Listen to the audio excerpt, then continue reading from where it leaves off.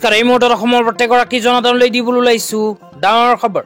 আজি হৈছে 15 ফেব্ৰুৱাৰী। তো যিসকল মানুহে ভিডিঅ'টোত ক্লিক কৰিছে অনুগ্ৰহ কৰি ভিডিঅ'টো স্কিপ নকৰি প্ৰথমৰ পৰা শেষলৈ চাই থাকিব, কিয়নো এইটো ভিডিঅ'ৰ মাজত চৰকাৰী ঘৰৰ পৰা আৰম্ভ কৰি PM কিষাণ আঁচনিৰ 19 নম্বৰ কিস্তি 2000 কোটি টকা প্ৰদানক লৈ কেইখনমান গুৰুত্বপূৰ্ণ খবৰ আপোনালোকক প্ৰদান কৰিম। অনুগ্ৰহ কৰি ভিডিঅ'টো স্কিপ নকৰি প্ৰথমৰ পৰা শেষলৈ চাই থাকিব। লগতে মোৰ চেনেলত নতুন হলে প্লিজ চেনেলটো সাবস্ক্ৰাইব কৰি মোৰ লগত থাকিব। তো বলক ভিডিঅ'টো আৰম্ভ কৰি আজিৰ প্ৰথমটো গুৰুত্বপূৰ্ণ খবৰৰ বিষয়ে বিস্তাৰিত জানি লওক। তো আজিৰ প্ৰথমটো গুৰুত্বপূৰ্ণ খবৰ হল চৰকাৰী ঘৰলৈ। তো আপোনালোকে মোবাইল স্ক্ৰীনত চাব পাৰিছে চৰকাৰী ঘৰলৈ ইতিমধ্যে এনেকুৱা এখন আপডেট আমাৰ হাতত আহি পৰিছে।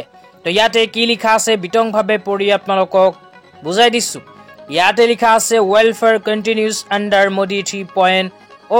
তো তৃতীয়বাৰৰ বাবে মোদী চৰকাৰ গঠন কৰাৰ পিছতেই কিন্তু এই সিদ্ধান্ত গ্ৰহণ কৰিছে। তো তাৰ পিছত আৰু কি লিখা আছে পঢ়ি শুনাই দিছো। তাৰ পিছত লিখা আছে 3 crore additional rural and urban household to be constructed under PM Awas Yojana. তো ইয়াতে কোৱা অনুযায়ী যিসকল মানুহে এতিয়ালৈকে চৰকাৰী ঘৰ পোৱা নাই সেই সকল মানুহৰ বাবে আহি গল ভাল খবৰ, কিয়নো ভাৰত চৰকাৰে আকৌ নতুনকৈ 3 কোটি চৰকাৰী ঘৰ প্ৰদান কৰিব। গাঁও অঞ্চলত বসবাস কৰাৰ লগতে চহৰ অঞ্চলত বসবাস কৰা দুখীয়াসকলেও লাভ কৰিব চৰকাৰী ঘৰ। তো আপোনালোকে যদি দৰিদ্ৰ সীমা ৰেখাৰ তলত বসবাস কৰে তেন্তে আপোনাৰ বাবে এইখন আঁচনি। তো তাৰ পিছত আৰু কি লিখা আছে পঢ়ি শুনাই দিছো। তাৰ পিছত লিখা আছে houses to have basic amenities like toilet, LPG connection, electricity connection, functional tap connection etcetera.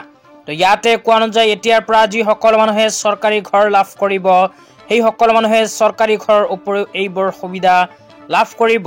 তো কি সুবিধা লাভ কৰিব হে আপোনালোকক এটা এটাকৈ জনাই দিছো। তো ইয়াতে 1 নম্বৰত কোৱা হৈছে চৰকাৰী ঘৰ পোৱাৰ পিছত লাভ কৰিব চৰকাৰী টয়লেট। 2 নম্বৰত কোৱা হৈছে চৰকাৰী সাবসিডি গেছ। 3 নম্বৰত কোৱা হৈছে ইলেক্ট্ৰিচিটি কানেকশ্যন। 4 নম্বৰত কোৱা হৈছে ফাংচনেল টেপ। তো এতিয়াৰ পৰা যিসকলে চৰকাৰী ঘৰ লাভ কৰিব সেইসকলে চৰকাৰী ঘৰৰ উপৰিও এইবোৰ সুবিধা লাভ কৰিব। তেতিয়া আপোনালোকক দিবলৈ ওলাইছো আজি দ্বিতীয়টো খুবেই গুৰুত্বপূৰ্ণ খবৰ। অনুগ্ৰহ কৰি ভিডিঅ'টো স্কিপ নকৰি চাই থাকিব। আজিৰ দ্বিতীয়টো গুৰুত্বপূৰ্ণ খবৰ হল প্ৰধানমন্ত্ৰী কিষাণ সন্মান নিধিৰ ফালৰ পৰা প্ৰদান কৰা এখন বিশেষ আপডেট লৈ। তো ইয়াতে কি লিখা আছে বিতংভাৱে পঢ়ি আপোনালোকক জনাই দিছো। ইয়াতে লিখা আছে prime minister give to food givers will this 2000 in every farmers account.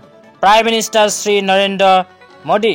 তো ইয়াতে কোৱা অনুযায়ী যিসকল কৃষকৰ নাম PM কিষাণ আঁচনিত অন্তৰ্ভুক্ত হৈ আছে সেইসকল কৃষকে অতি শীঘ্ৰে নিজৰ বেংক একাউণ্টত 2000 কোটি টকা লাভ কৰিব।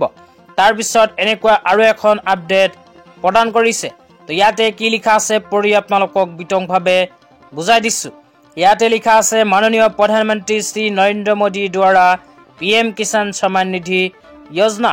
তো ভাৰতৰ প্ৰধানমন্ত্ৰী শ্ৰী নৰেন্দ্ৰ মোদী ডাঙৰে অতি শীঘ্ৰেই কৃষকসকলক PM কিষাণ আঁচনিৰ সুবিধা প্ৰদান কৰিব। তো তাৰপিছত আৰু কি লিখা আছে সবিশেষ জনাই আছো, অনুগ্ৰহ কৰি চাই থাকক। তাৰপিছত আৰু লিখা আছে NSP কিস্তি কা হস্তান্তৰ জল্দ হি। তো ইয়াতে কোৱা অনুযায়ী যিসকল কৃষকৰ নাম PM কিষাণ আঁচনিত অন্তৰ্ভুক্ত হৈ আছে সেইসকল কৃষকক অতি শীঘ্ৰে মোদী চৰকাৰে প্ৰদান কৰিব PM কিষাণ আঁচনি 19 নম্বৰ কিস্তিৰ 2000 কোটি টকা। তো শেহতীয়াভাৱে সংবাদ মাধ্যমৰ পৰা পোৱা আপডেট অনুযায়ী যিসকল কৃষকৰ নাম PM কিষাণ আঁচনিত অন্তৰ্ভুক্ত হৈ আছে সেইসকল কৃষকে চলিত মাহৰ ভিতৰতে PM কিষাণ আঁচনি 19 নম্বৰ কিস্তিৰ 2000 কোটি টকা লাভ কৰিব। তহা 24 ফেব্ৰুৱাৰী তাৰিখে কৃষকসকলে নিজৰ বেংক একাউণ্টত 19 নম্বৰ কিস্তি 2000 কোটি টকা পোৱাৰ পূৰ্ণ সম্ভাৱনা আছে। তেতিয়া আপোনালোকক দিবলৈ ওলাইছো আজি তৃতীয়টো খুবেই গুৰুত্বপূৰ্ণ খবৰ। অনুগ্ৰহ কৰি ভিডিঅ'টো স্কিপ নকৰি চাই থাকিব।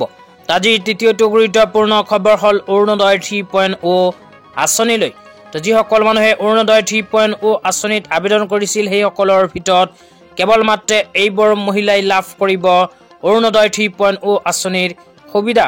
তো কোনবোৰে লাভ কৰিব জানিব বিচাৰিলে অনুগ্ৰহ কৰি ভিডিঅ'টো স্কিপ নকৰি প্ৰথমৰ পৰা শেষলৈ চাই থাকিব।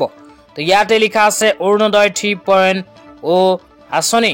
প্ৰতিখন ৰেচন কাৰ্ডৰ বিপৰীতে অৰুণোদয়ৰ সুবিধা অন্তৰ্ভুক্তিৰ চৰ্ত এইবোৰ চৰ্ত যিসকল মানুহে অন্তৰ্ভুক্ত থাকিব সেই সকল মানুহে লাভ কৰিব অৰুণোদয় 3.0 আঁচনিৰ সুবিধা তো কি চৰ্ত হে আপোনালোকক এতিয়া এটা কৈ জনাই দিছো ইয়াতে 1 নম্বৰত কৈছে অসমৰ স্থায়ী বাসিন্দা হ'ব লাগিব 2 নম্বৰত কৈছে বৈধ আধাৰযুক্ত ৰেচন কাৰ্ডৰ অধিকাৰী হ'ব লাগিব 3 নম্বৰত কৈছে এটা পৰিয়ালৰ পৰা প্ৰাপ্তবয়স্ক মহিলা যাৰ বয়স 18 বছৰতকৈ অধিক 4 নম্বৰত কৈছে বিধৱা অবিবাহিত মহিলা যাৰ বয়স 45 বছৰতকৈ অধিক তাৰ পিছত কৈছে বিবাহ বিচ্ছেদিত অকলহৰীয়া তৃতীয় লিংগৰ ব্যক্তি ইয়াৰ পিছত 5 নম্বৰত কৈছে লিংগ নিৰ্বিশেষে দিবাংগজন ব্যক্তি 6 নম্বৰত কৈছে বৃদ্ধ বা দুৰ্বল মহিলা 7 নম্বৰত কৈছে উপাৰ্জনকাৰী অংগক্ষত বা বৃদ্ধ হোৱা পৰিয়ালৰ মহিলা 8 নম্বৰত কৈছে HIV থ্যালেচেমিয়া হেমোফিলিয়া সেৰিবেল পালসি কুষ্ঠৰোগ বা অটিজম স্পেক্ট্ৰাম আদি বেমাৰ থকা মহিলা ইয়াৰ পিছত 9 নম্বৰত কৈছে আশ্ৰয়হীন নিঃস্ব বা ভিক্ষাৰে জীৱন নিৰ্বাহ কৰা মহিলা তাৰ পিছত 10 নম্বৰত কৈছে অন্নদয়া অন্ন যোজনাৰ মহিলা হিতাধিকাৰী তো ইয়াতে কোৱা অনুযায়ী এইবোৰ যোগ্যতা যিসকল পুৰুষ মহিলাৰ আছে কেৱল মাত্ৰ সেই সকল পুৰুষ মহিলাই লাভ কৰিব অৰুণোদয় 3.0 আঁচনি লগতে কোনবোৰ মানুহে অৰুণোদয় 3.0 আঁচনিৰ সুবিধা লাভ নকৰিব হেও আপোনালোকক বিতংভাৱে জনাই আছো অনুগ্ৰহ কৰি ভিডিঅ'টি স্কিপ নকৰি প্ৰথমৰ পৰা শেষলৈ চাই থাকিব অসম চৰকাৰে অতি শীঘ্ৰে প্ৰদান কৰিব অৰুণোদয় 3.0 আঁচনিৰ টকা তেতিয়া আপোনালোকক জনাই আছো কোনবোৰ মানুহে অৰুণোদয় 3.0 আঁচনিৰ সুবিধা নাপাব 1 নম্বৰত কি কোৱা হৈছে সবিশেষ জনাই আছো অনুগ্ৰহ কৰি চাই থাকিব তাৰ পিছত লিখা আছে